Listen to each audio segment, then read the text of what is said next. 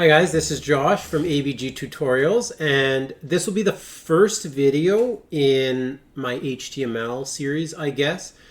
Perhaps you found your way here from my first ever video I made, which is all about why you need to learn how to web development. I break it down from a student perspective and from an adult perspective, and I talk about why it's a useful skill to have in your back pocket as you get older. In this video, I'm going to be going through a little bit of history here. And I know it's boring, but I do believe it's important to understand a little bit about some of these things I have displayed on the screen. Now, I'm doing this in a very, very minimalistic way. So please feel free to point out where maybe I misspeak.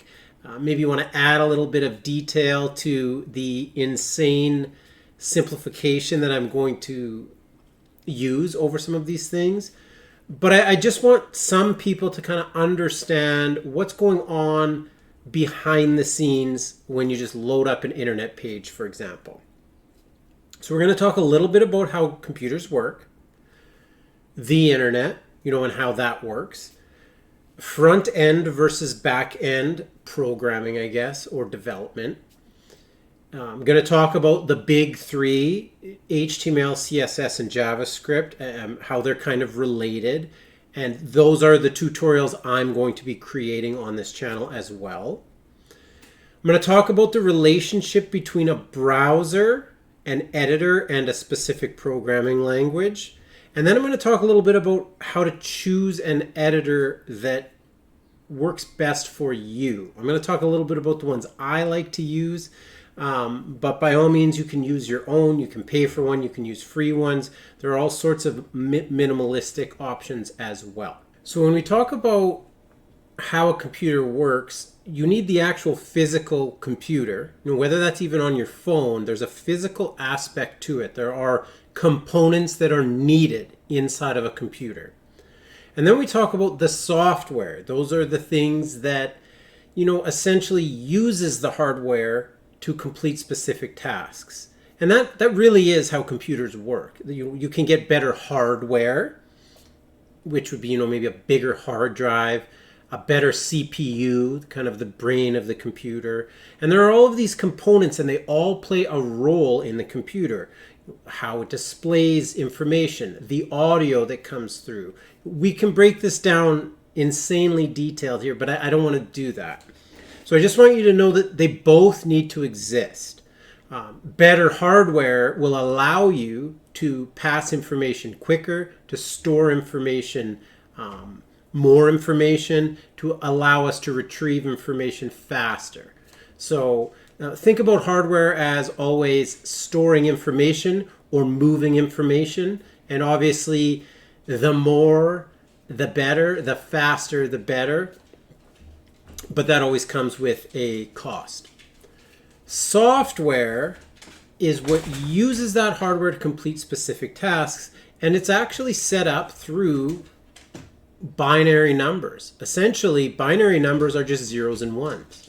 Software sends the zeros and ones. There are rules, syntax rules and stuff by packets of information that's passed across. I don't want to go too much into detail here.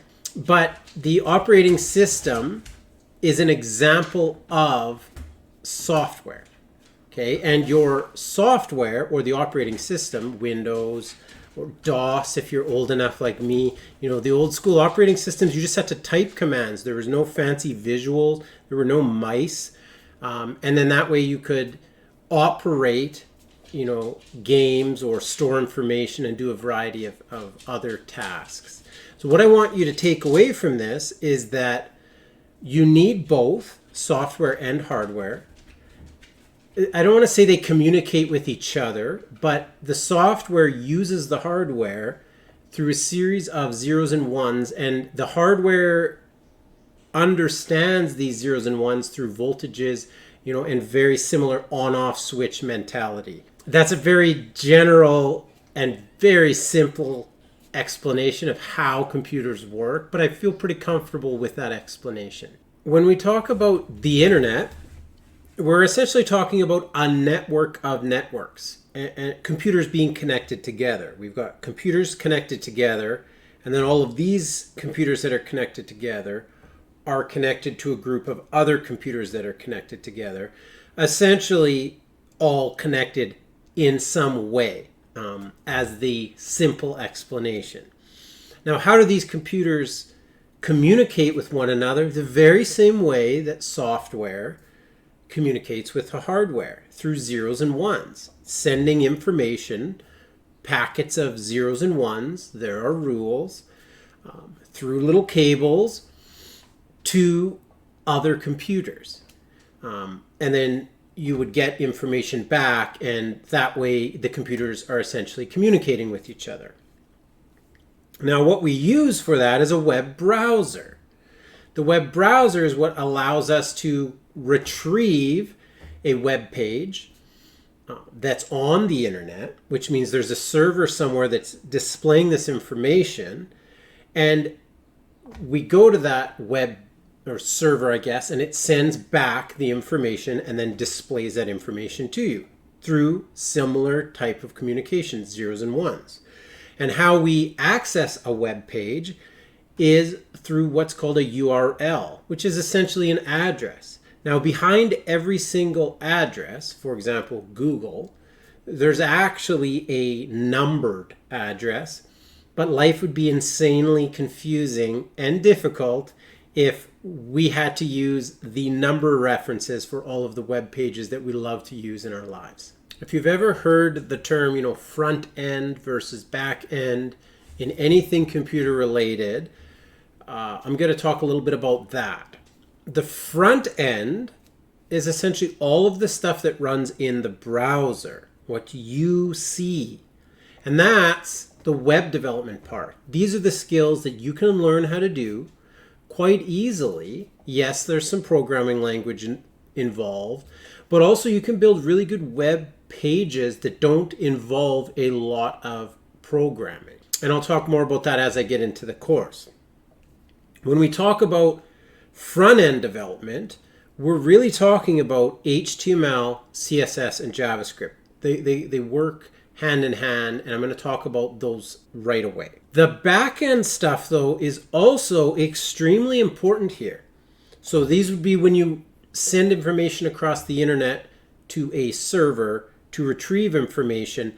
That server also can do many, many tasks like storing information, receiving information, or perhaps you're playing a video game on a server. So the back-end stuff is also a great career. And a lot of people spend tons of time in just one small aspect of this. So you don't have to become a master of everything, front end and back end. You can find out what you like the most, focus in on that, and grow your skills there. But I believe it's essential for everybody to learn HTML, CSS, and JavaScript first. That way, it kind of really builds a strong foundation. And then if you want to go into learning other programming languages or working on stuff that happens on the back end, that would also be appealing to you. Okay, so in front-end web development, it's primarily made up of HTML, CSS, and JavaScript. Now, HTML is not a programming language, but it's a great introduction to programming languages because there are rules. Essentially that's what a language is. Think of English. There are rules you must use, follow, or somebody else is not going to understand what you are saying to them. So HTML teaches you that skill about following rules, applying rules, and seeing how that rule or the syntax of the language plays out. So think of HTML as what you see. So displaying images, displaying text, but it doesn't necessarily include making it look nice. You think of a website that maybe one of your favorite web pages that you view or visit regularly. The best web pages, they look really nice. That's CSS. All of the styling that can happen behind it, the fonts, the colors, cool little features that make your web page look a little bit better, but doesn't necessarily put the content on the page. Putting the content on the page is HTML. There are a set of rules. CSS is the style or the customization that we can do of that content that's on the page. But both of those don't really do anything. They sit there and they display information. Now, some web pages are awesome like that. Where JavaScript comes in is it adds in, and it is a programming language, it adds in that user interactivity where perhaps your web page starts popping up messages, starts asking the user for information. You can input information in certain aspects of the web page and it'll calculate things or display other information that way. Again, this is a very generalized explanation between the three, but all three are important. All three are what I'm going to be providing tutorials for. First is the HTML. How do we get things on our web pages? They may not look the best. CSS comes in to make it look better. And then JavaScript comes in to work with what we have on our web pages to make our websites more user interactive. Okay, when we talk about a web browser, we're really talking about the piece of software that retrieves this information from the address that we would like to get the content from, and it displays it. What I want you to understand is that the keyword here is interprets. So the web browser is interpreting the information sent. The information sent is going to come in zeros and ones. The web browser will take the information sent and display the information based on its interpretation of the code. Web browsers nowadays are really good.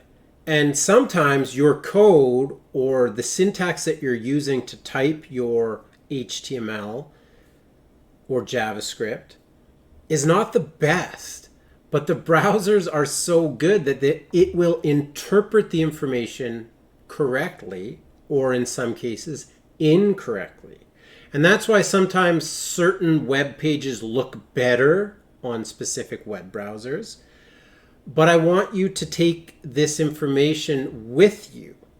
If you are writing good code, good syntax, following the rules correctly, your information will display great in any web browser. You can also write it so that it looks good on your phone. But don't just assume because it looks good on one browser, it's going to look good on other browsers. We need to make sure that the syntax is in fact used correctly. The web browser will just be left to interpret the rest. Now, why we use an editor is for that exact reason. An editor will help you write your code in the correct syntax. It often gives you suggestions, it underlines errors, it points out places where you have gone wrong. And without that, you are now hoping that the web browser displays the information correctly based on what you had intended. But again, there's this level of interpretation. So just like in English, we are just trying to interpret each other. And sometimes what one person says is misunderstood. And I want you to keep that in mind when you're writing code and when things aren't working. It's not the web browser's fault. It's not your fault. You are just trying to find a way to communicate to the web browser so that it can interpret your code and display it in the way that you want it to. Okay? And the programming language is all of these little rules that the software will use. So for HTML, there's a set of rules, and I'll talk about that. For JavaScript, there's a set of rules. The editor will allow you to select which language you want to use, and then that way it will help catch errors, help suggest lines of code that you are most likely trying to type, and overall provide a more consistent level of code so that your web browsers display your information consistently. So when you want to choose an editor, decide who you are, okay? If you're that person who's like, I need the best, I need all the features, and you're always that person, then go for it.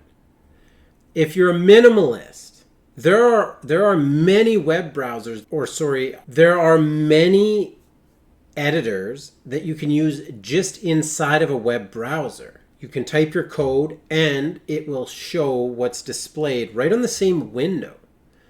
That may be what you want. So do a little bit of research. I'm not going to tell you which one. I'll share which one I use, but decide who you are, decide which one you want, and do a little bit of research there. Now, I like, just like ABG, efficiency down the middle. So I like open source stuff that's free, that has a good enough amount of features, but isn't over the top where I have to pay money for it. So I like to use two programs.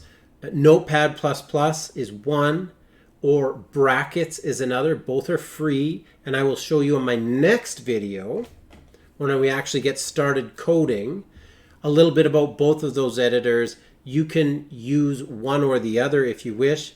You can use your own, okay? An editor just allows you to type up the code.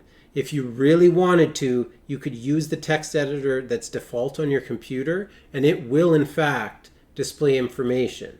Why I would recommend against that is because it doesn't have any of those built-in features where it's going to underline errors, it's going to give you suggestions, and then you better know your syntax and your code very, very well, or the browser is going to interpret it not how you intended. Thank you for staying till the end of my video. Please make sure to like, subscribe, give me a comment if you disagreed with something I said, and as usual, always be grinding.